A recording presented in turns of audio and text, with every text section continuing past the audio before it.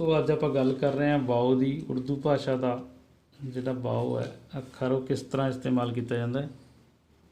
Wow ਇਸ ਤਰ੍ਹਾਂ wow. ਸਭ ਤੋਂ ਪਹਿਲਾਂ ਇਹ ਵਾਵਾ ਦੇ ਲਈ ਵਰਤਿਆ ਜਾਂਦਾ ਪੰਜਾਬੀ ਭਾਸ਼ਾ ਦਾ। ਜਿਵੇਂ ਵਾਵਾ ਲਿਖਦੇ ਹਾਂ, ਜਿਵੇਂ ਆਪਾਂ ਲਿਖਣਾ ਹੈ ਵਾਓ ਅਲਫ ਰੇ, ਇਹ ਕੀ ਲਿਖਿਆ ਗਿਆ ਬਾਰ। ਤਾਂ ਆਪਾਂ ਕਿਸ ਤਰ੍ਹਾਂ ਲਿਖ ਸਕਦੇ ਹਾਂ ਬਾਰ, ਜਿਵੇਂ ਕਿ ਲਿਖਣਾ ਇਹਨੂੰ ਪੰਜਾਬੀ ਦੇ ਵਿੱਚ ਬਾਰ, ਇਹ ਲਿਖ ਸਕਦੇ ਹਾਂ। ਅੱਗੇ ਹੈ ਬਾਰਿਸ਼, ਜਿਸ ਤਰ੍ਹਾਂ ਲਿਖਣਾ ਆਪਾਂ ਵਾਓ ਅਲਫ ਰੇ ਸੇ, ਇਹ ਕੀ ਬਣ ਗਿਆ ਬਾਰਿਸ਼। ਬਾਰਿਸ਼ ਆਪਾਂ ਕਿਵੇਂ ਲਿਖਦੇ ਹਾਂ ਇਸ ਤਰ੍ਹਾਂ ਬਾਰਿਸ਼ ਲਿਖ ਸਕਦੇ ਹਾਂ ਬਾਰਿਸ਼। ਅੱਗੇ ਹੈ ਆਵਾਜ਼ ਅਲਫ ਮਦ ਵਾਓ ਅਲਫ ਜੇ, ਇਹ ਕੀ ਬਣ ਗਿਆ ਆਵਾਜ਼। ਆਵਾਜ਼ ਆਪਾਂ ਲਿਖ ਸਕਦੇ ਹਾਂ। ਅੱਗੇ ਹੈ ਦਵਾ ਦਾਲ ਵਾਓ ਅਲਫ, ਇਹ ਕੀ ਹੈ ਦਵਾ ਦਵਾ। ਅੱਗੇ ਹੈ ਵਾਹ ਵਾਓ ਅਲਫ ਹੇ, ਇਹ ਕੀ ਬਣ ਗਿਆ ਵਾਹ। ਇਸ ਤਰ੍ਹਾਂ ਹੀ ਵਾਵਾ ਦੀ ਆਵਾਜ਼ ਦਿੰਦਾ ਹੈ। ਅੱਗੇ ਹੈ ਵਾਓ, ਊੜੇ ਨੂੰ ਹੂੜਾ ਦੀ ਆਵਾਜ਼ ਦਿੰਦਾ ਵਾਓ।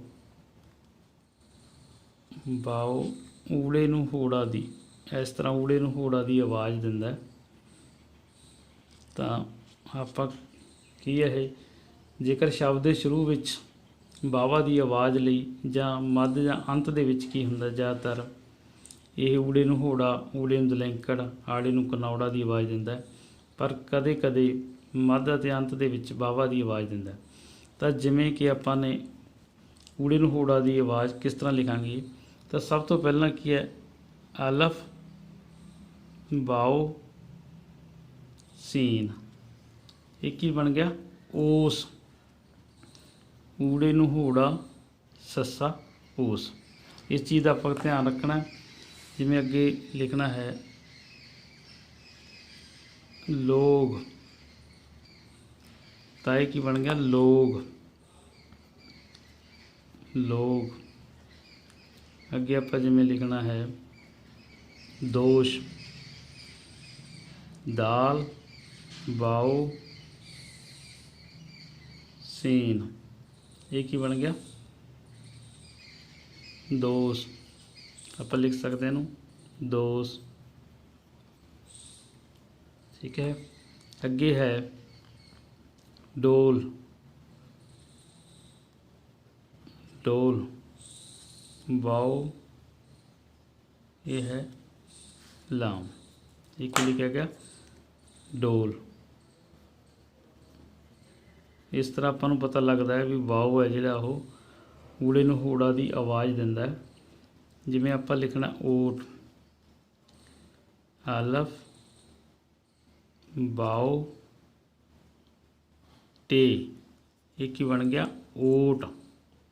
ਊੜੇ ਨੂੰ ਹੂੜਾ ਟੈਂਕਾ ਓਟ। ਜਿਵੇਂ ਅੱਗੇ ਲਿਖਣਾ ਹੈ ਆਪਾਂ ਨੇ ਸੌਖੇ ਤਰੀਕੇ ਨਾਲ ਦਾਲ ਵਾਓ, ਇਹ ਕੀ ਬਣ ਗਿਆ ਦੋ। ਦੱਦੇ ਨੂੰ ਹੂੜਾ ਦੋ। ਅੱਗੇ ਹੈ ਰੇ ਵਾਓ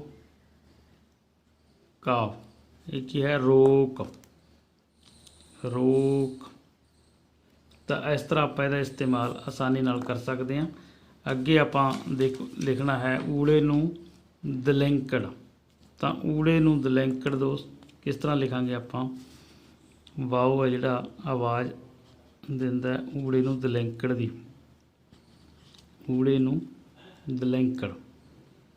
ਤਾਂ ਵਾਓ ਦੇ ਉੱਪਰ ਕੀ ਆ ਉਲਟਾ ਪੇਸ਼ ਲਿਖਿਆ ਜਾਂਦਾ, ਤਾਂ ਊੜੇ ਨੂੰ ਦਲੈਂਕੜ ਦੀ ਆਵਾਜ਼ ਦਿੰਦਾ ਹੈ। ਪਰ ਜੇ ਊੜੇ ਨੂੰ ਦਲੈਂਕੜ ਦੀ ਆਵਾਜ਼ ਸ਼ਬਦ ਦੇ ਸ਼ੁਰੂ ਵਿੱਚ ਹੋਵੇ ਤਾਂ ਇਸ ਨਾਲ ਅਲਫ ਦਾ ਪ੍ਰਯੋਗ ਕੀਤਾ ਜਾਂਦਾ। ਜਿਵੇਂ ਕਿ ਆਪਾਂ ਲਿਖਣਾ ਹੈ ਅਲਫ ਵਾਓ ਉਲਟਾ ਪੇਸ਼ ਨੂਨ, ਇਹ ਕੀ ਬਣ ਗਿਆ ਊਨ। ਊੜੇ ਨੂੰ ਦਲੈਂਕੜ ਨੰਨਾ ਊਨ। ਜਿਵੇਂ ਅੱਗੇ ਲਿਖਣਾ ਆਪਾਂ ਨੇ ਦੂਰ, ਦੂਰ, ਤਾਂ ਆਪਾਂ ਕਿਸ ਤਰ੍ਹਾਂ ਲਿਖਾਂਗੇ ਦਾਲ ਵਾਓ ਉਲਟਾ ਪੇਸ਼ ਰੇ, ਇਹ ਕੀ ਬਣ ਗਿਆ ਦੂਰ। ਜਿਵੇਂ ਆਪਾਂ ਨੇ ਉਰਦੂ ਲਿਖਣਾ ਹੈ ਇਸ ਤਰ੍ਹਾਂ ਅਲਫ ਪੇਸ਼ ਰੇ ਦਾਲ ਵਾਓ ਉਲਟਾ ਪੇਸ਼, ਇਹ ਕੀ ਬਣ ਗਿਆ ਉਰਦੂ। ਉਰਦੂ ਊੜੇ ਨੂੰ ਦਲੈਂਕੜ ਦੀ ਆਵਾਜ਼ ਇਹ ਦਿੰਦਾ। ਤਾਂ ਅੱਗੇ ਆਪਾਂ ਲਿਖ ਰਹੇ ਹਾਂ ਰੂਪ, ਰੇ ਵਾਓ ਉਲਟਾ ਪੇਸ਼ ਪੇ, ਇਹ ਕੀ ਬਣ ਗਿਆ ਰੂਪ। ਬਹੁਤ ਆਸਾਨੀ ਨਾਲ ਆਪਾਂ ਲਿਖ ਸਕਦੇ ਹਾਂ ਰੂਪ। ਅੱਗੇ ਆਪਾਂ ਗੱਲ ਕਰਾਂਗੇ ਵਾਓ ਦਾ ਜਿਹੜਾ ਆਵਾਜ਼ ਦਿੰਦਾ ਆੜੇ ਨੂੰ ਕਨੌੜਾ ਦੀ ਆਵਾਜ਼ ਵੀ ਇਹ ਦਿੰਦਾ ਵਾਓ। ਵਾਓ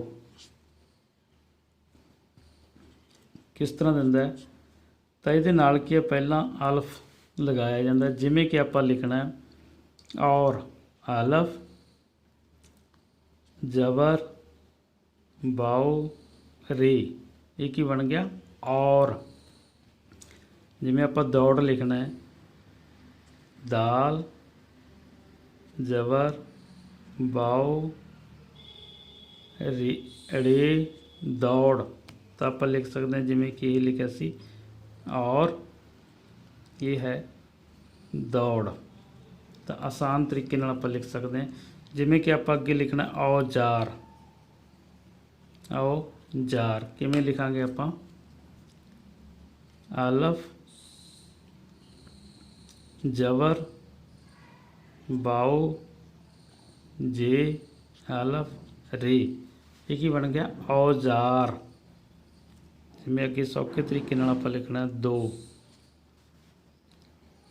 ਦੋ ਦਾਲ ਜ਼ਬਰ ਵਾਓ, ਇਹ ਕੀ ਬਣ ਗਿਆ ਦੋ, ਦੋ। ਜਿਵੇਂ ਅੱਗੇ ਆਪਾਂ ਲਿਖਣਾ ਹੈ ਰੋ, ਇਸ ਤਰ੍ਹਾਂ ਆਪਾਂ ਆਸਾਨੀ ਨਾਲ ਲਿਖ ਸਕਦੇ ਹਾਂ ਰੇ ਜ਼ਬਰ ਵਾਓ, ਇਹ ਕੀ ਬਣ ਗਿਆ ਰੋ। ਤਾਂ ਇਸ ਤਰ੍ਹਾਂ ਜਿਹੜੇ ਵਾਓ ਦੀ ਆਵਾਜ਼ ਹੈ ਬੜੀ ਆਸਾਨੀ ਨਾਲ ਆਪਾਂ ਉਰਦੂ ਭਾਸ਼ਾ ਲਿਖ ਸਕਦੇ ਹਾਂ। ਤਾਂ ਇਸ ਚੀਜ਼ ਦਾ ਆਪਾਂ ਨੇ ਜ਼ਰੂਰ ਖਿਆਲ ਰੱਖਣਾ ਅਤੇ ਸਾਡੀ ਵੀਡੀਓ ਨੂੰ ਲਾਈਕ ਸ਼ੇਅਰ ਅਤੇ ਸਬਸਕ੍ਰਾਈਬ ਜ਼ਰੂਰ ਕਰਿਓ। ਧੰਨਵਾਦ।